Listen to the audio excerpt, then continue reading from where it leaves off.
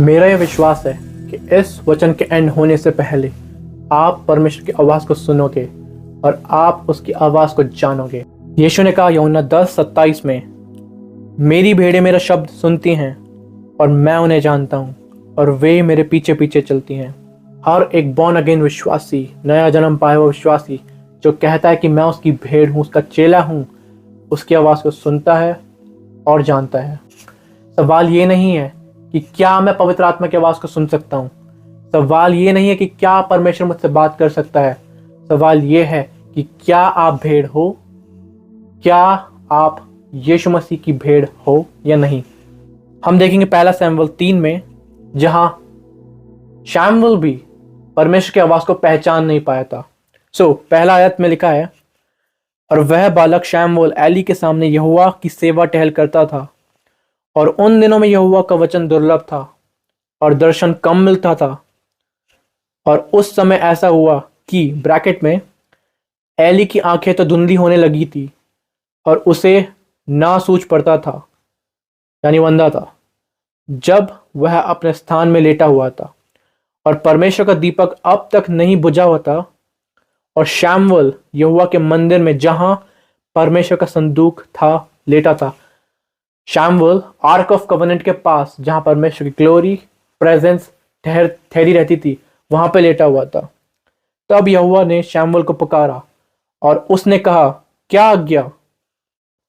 तब उसने एली के पास दौड़कर कहा, क्या आज्ञा, तूने तो मुझे पुकारा है।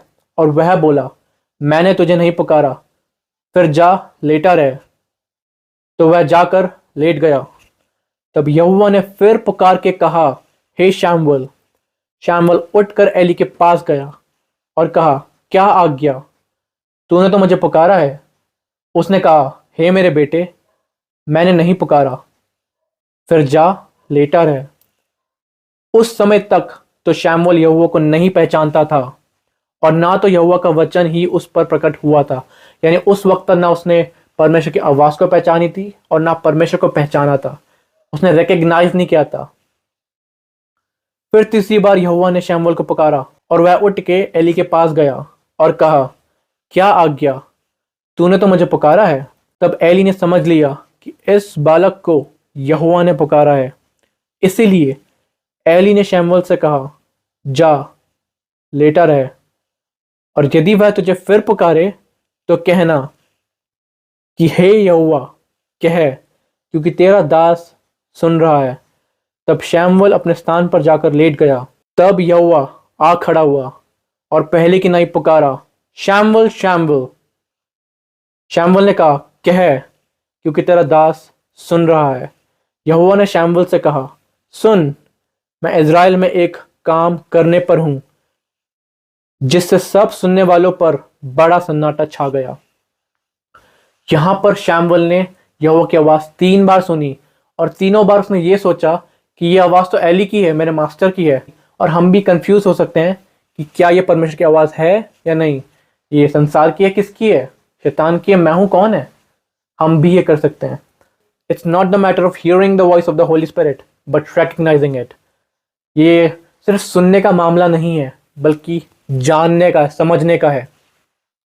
फॉर एग्जाम्पल, मैं एक स्टेडियम में हूं, आप एक स्टेडियम में हो और हजारों लोग वहां पर है, बट साइड से किसी ने आपका नाम पुकारा। हो सकता है आपके पापा हो या मम्मी हो, आपकी वाइफ हो, हस्बैंड हो, कोई भी हो सकता है, बच्चा हो सकता है, और वो आपकी आवाज और वो आपको पुकारे।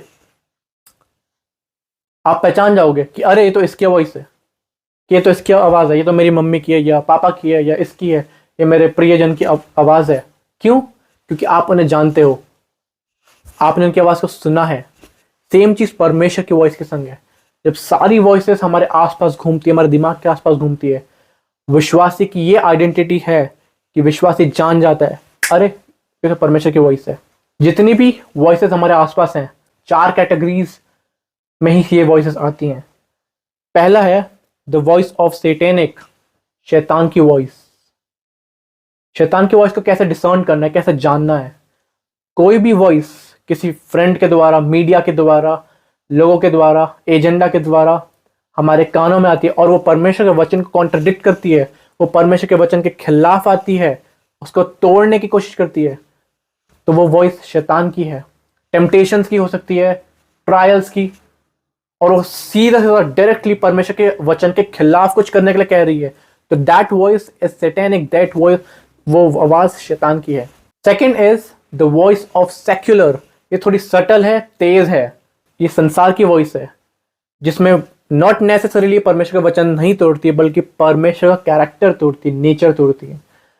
तो हमें जानना जरूरी है कि शैतान की वॉइस में क्या, मुझे वचन जानना जरूरी है। अगर मेरे पास वचन नहीं है, मुझे शैतान आराम से पागल बना देगा और अपना काम कर देगा। तो शैतान की वॉइस को डिसर्न करने के लिए भी मुझे वचन चाहिए, और संसार की वॉइस डिसर्न करने के लिए, सेक्युलर वॉइस डिसर्न करने के लिए मुझे परमेश्वर का कैरेक्टर, उसका नेचर पता होना चाहिए। अगर मेरे को परमेश्वर का वचन नहीं पता, तो शैतान मुझे पागल बना देगा और बेवकूफ़ बना देगा और जीत जाएगा। और मुझे परमेश्वर की अगर कैरेक्टर नहीं पता, नेचर नहीं पता है, तो संसार की आवाज़ मेरे को खा जाएगी। तीसरी वॉइस है सबसे ज़्यादा dangerous, the voice of self, खुद की आवाज़। परमेश्वर के वचन के द्वारा हम शैतान को बाहर फेंक सकते हैं। इट इज रिटन, जैसे कि यीशु मसीह ने भी किया, 3 बार लिखा है कहकर हम शैतान की वॉइस को हटा सकते हैं, खत्म। और परमेश्वर कैरेक्टर जब हमने जान लिया, तो संसार की वॉइस को भी हमने खत्म कर दिया। पर एक आवाज है जो इससे ज्यादा डेंजरस है, इससे ज्यादा सटल है, इससे ज्यादा चालाक है, वो है खुद की आवाज। इसमें हमको दोनों की आवश्यकता है, परमेश्वर का वचन और परमेश्वर का कैरेक्टर, नेचर। जब हमारे पास दोनों होंगे, तो हमारे खुद की आवाज डाउन हो जाएगी। और इसमें ऐड मैं ये करना चाहूंगा कि जब हम अपने आप को समर्पित करते हैं उसके सामने, तब ये वॉइस उसकी ग्लोरी के सामने, उसकी ब्यूटी के सामने शांत होती है। और जब ये तीनों वॉइसेस खत्म हो जाए, शैतान की वॉइस परमेश्वर के वचन के द्वारा जब खत्म हो जाए, जब संसार की वॉइस उसके नेचर के सामने खत्म हो जाए, और मेरी खुद की वॉइस जब खत्म हो जाए, तो एक ही आवाज बचती है सुनने के लिए, वो है पवित्र आत्मा की आवाज। तो मैं आज आपके सामने 3 ऐसी कीज, चाबियां आपको देना चाहता हूं, जिसके द्वारा इस वीडियो के एंड होने से पहले पहले आप पवित्र आत्मा की आवाज क्लियर सुन सको और आप जान सको कि ये प्रभु है। पहली की है वर्ड, वचन। जितना ज्यादा आप उसके रिटन वर्ड के संग फेमिलियर होगे, उतना ज्यादा आपकी स्पिरिट उसकी रेमा वॉइस के संग फेमिलियर होगी। इसको मैं दोबारा बोलूंगा, जितना ज्यादा आप उसके लिखे हुए वचन में घुस जाओगे, मिल जाओगे, उतना ही आप कनेक्ट होगे उसकी रेमा वॉइस के साथ। तो जरूरी है कि आप उसके लिखित वचन को पढ़ो। जो लोग कहते हैं कि मैंने परमेश्वर की आवाज को सुनी और वो खुद वचन में नहीं है, then I don't think so that's the voice of the Holy Spirit. Either that's the voice of self, deceptive voice, और द वॉइस ऑफ सैटेनिक। और इसमें थोड़ा और मैं ऐड करना चाहूंगा, कुछ लोग बाइबल बहुत टेढ़े तरीके से पढ़ते हैं।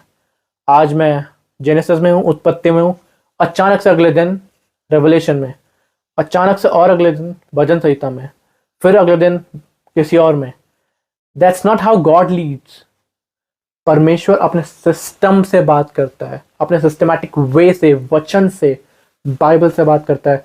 अगर कोई व्यक्ति उसके वचन को लेके सीरियस नहीं है, तो परमेश्वर इज नॉट इंटरेस्टेड। परमेश्वर को कोई इंटरेस्ट नहीं है आपसे बात करने का, क्योंकि आपको उसकी कदर नहीं है जो आपके पास है।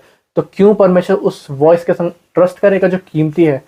वो वचन कीमती है। जब आप उसको लिखे हुए वचन को कीमती मोतियों की तरह लोगे, तो ही वो बात करेगा। तो उस बाइबल को बाबाओं की किताब की तरह या टॉय की तरह नहीं पढ़ना कि आज ये पढ़ लिया, ये पढ़ लिया, आज मैं दुखी हूं तो सिर्फ ये पढ़ूंगा, खुश हूं तो सिर्फ ये पढ़ूंगा, आज थोड़ा मन कम है तो आज छोटा पढ़ूंगा। नहीं नहीं नहीं नहीं नहीं। जो सिस्टमैटिक वे से Genesis to Revelation, cover to cover, वैसा पढ़ना है। सिस्टमैटिक वे से ही परमेश्वर बात करेगा। परमेश्वर अपने ऑर्डर से बात करेगा, वो अपने वचन के बाहर जाकर आपसे बात नहीं करेगा। फर्स्ट की थी वचन, द वर्ड। सेकंड की is silence and stillness. Silence हम कैसे कर सकते हैं? लाइक दिन में टाइम बांध लो, रात में आपके हिसाब से, हो सकता है सुबह का, दिन का, रात का, आधी रात का, और आप एक कमरे में अपने आप को अलग कर दो, जैसे कि मत्ती 6:6 में है कि उस टाइम को अलग कर दो। जब आप संसार और अपने बीच में एक बैरियर डालते हो कि इस टाइम में मैं परमेश्वर के संग हूँ, उस टाइम में, उस वक्त में, उस मोमेंट में आप एक साइलेंस अपने एटमॉस्फेयर में बनाते हो। आपको साइलेंस चाहिए, एक टाइम ढूंढो जहां सिर्फ परमेश्वर और आप हो। उन लोगों से कहो, आपके अपने प्रियों से, कि ये समय में सिर्फ परमेश्वर मेरा है। सुबह का हो, रात का, दिन का हो, I don't know, it's up to you. पर एक टाइम आपको बांधना पड़ेगा, और इसी वे से आप शांत करते हो हर एक चीज को जो उठती है, जो आवाज करती है, शांत। The another thing is stillness. ये बाहर की आवाज नहीं है। बाहर की आवाज आपने कमरे में बंद कर दी, कहीं बाहर चले गए, जैसे यीशु मसीह जाता था, कभी जंगल में जाता था, कभी कहीं जाता था, वो एक साइलेंस ढूंढता था। वैसे ही हमें भी करना है। बट स्टिलनेस का क्या? स्टिलनेस में ये होता है कि जब हमारे खुद की आवाज उठती है, हमें वो भी शांत करनी है। वो कैसे होगी? अपनी सारी वरीज उसको दो। ये तीनों चीजें हो गई। लास्ट चीज बची है ट्रस्ट एंड ओबे। जब आप उसके उस इंस्ट्रक्शन को जो उसने आपको दिया था उसको फॉलो करते हो, तो नेक्स्ट मिशन भी आपको देगा। तो this is the voice of God for you. पवित्र आत्मा, मैं यीशु मसीह के नाम से उस व्यक्ति के लिए धन्यवाद करता हूँ जो इस वक्त इस मैसेज को रिसीव कर रहा है। And the one who knew your voice, उस व्यक्ति के लिए खुदावंद बाप जो आपकी वॉइस को जान गया है, पवित्र आत्मा इस मोमेंट में उनसे बात करो। जिस प्रकार आपने अपने दासों से बात की, जिस प्रकार पवित्र आत्मा तू बात करता है, इनसे बात कर। वचन में गहरा ले जा परमेश्वर।